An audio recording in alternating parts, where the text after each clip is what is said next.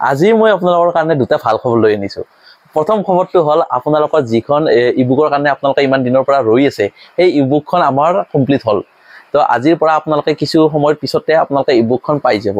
তাৰে আগতে মই 2 নম্বৰ খবৰটো আপোনালোকক শুনাব বিচাৰিছো।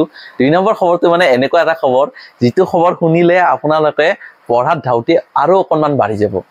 মানে কি হৈছে, আমাৰ অসম চৰকাৰে ৰিসেন্টলি কেইবাদিন আগতে তাৰমানে এটা এনাউন্স কৰিছিলে। এনাউন্সটো মানে কেনেকুৱা, এইবাৰ টিচাৰ ৰিক্ৰুটমেণ্ট বছৰত 2 বাৰ অনুষ্ঠিত হ'ব। মানে কেনেকুৱা, এটা ৰিটায়াৰমেণ্ট বেচিছত আৰু এটা প্ৰমোশন বেচিছত। মানে কি, আগতেতো আমাৰ টিচাৰসকলৰ তাৰমানে প্ৰমোশন নাছিল। যিবিলাক এল পি স্কুলৰ মাষ্টৰ হৈয়ে তেওঁলোকে ৰিটায়াৰমেণ্ট লয়। কিন্তু এতিয়া কি কৰিছে, তেওঁলোকক প্ৰমোশন কৰিব। মানে কেনেকুৱা, তেওঁলোকৰ যদি কোৱালিফিকেশ্যন আছে বা তেওঁলোকৰ যদি গ্ৰেজুৱেট আছে, যেনিবা তেওঁলোকক এল পি স্কুলৰ মাষ্টৰ হ'বলৈ কি লাগে, হাই ছেকেণ্ডাৰী পাছ লাগে।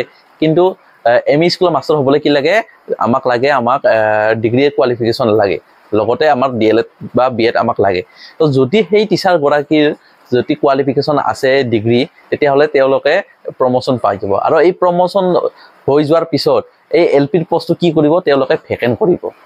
লগতে আৰু ৰিটায়াৰমেণ্টৰ এইবাৰ বছৰত 2 বাৰকৈ অনুষ্ঠিত কৰিব। মানে এটা হ'ল জুলাই মাহত আৰু এটা হ'ল ডিচেম্বৰ মাহত।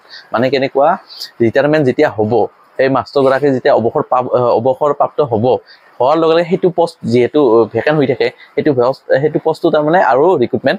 এইটো এটা বহুত ভাল খবৰ হয়নে, যে আমাৰ BEd কেণ্ডিডেটসকলক এল পি ছেকশ্যনত আবেদন কৰিবলৈ তেওঁলোকক সুযোগ নিদিয়ে। প্লাছ আমাৰ ODL বিলাকো বন্ধ হৈছে। ৰেগুলাৰ কিমান আছে, ৰেগুলাৰৰ চিটটো আপোনালোকক গমেই পাই যে ৰেগুলাৰৰ মাত্ৰ 4,000, প্ৰতি বছৰে 4,000টা চিট থাকে। আৰু 4,000টা কেণ্ডিডেট নাথাকেই, খুব বেছি 2500 মান কেণ্ডিডেট থাকে অল অসমৰ ভিতৰত, বা 2500 বা 3,000 কেণ্ডিডেট থাকে। বাকীবিলাক আৰু এডমিশ্যন লৈ কেনে আৰু নোযোৱা হৈ যায়, বা কিবা এটা কাৰণত তেওঁলোকে মানে চিটটো ফুলফিল নহয় আৰু এনেকুৱা।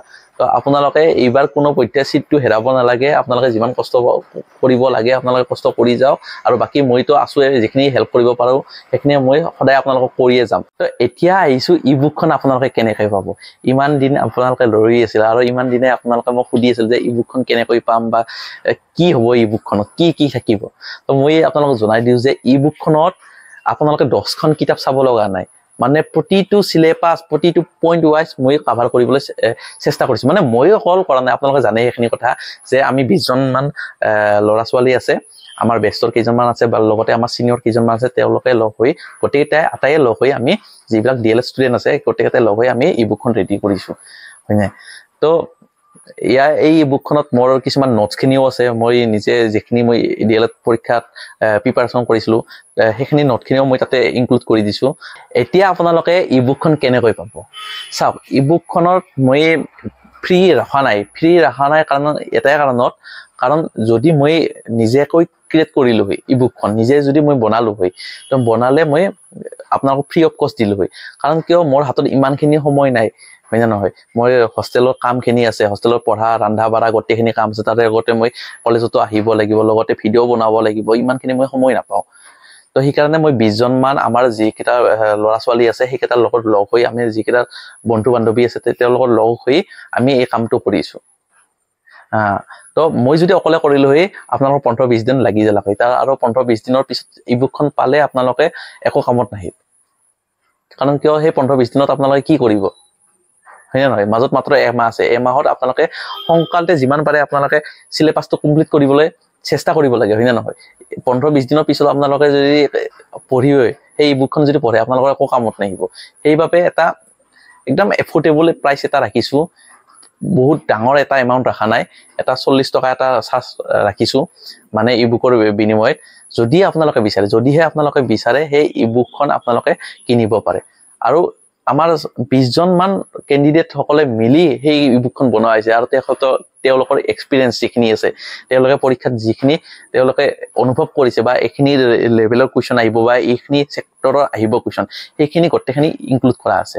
তো মই ভাবোঁ আপোনালোকৰ বেনিফিট হ'ব এইটো ই বুকখন ল'লে, কাৰণ এখন ই বুকতে গোটেইখিনি আছে ইয়াত।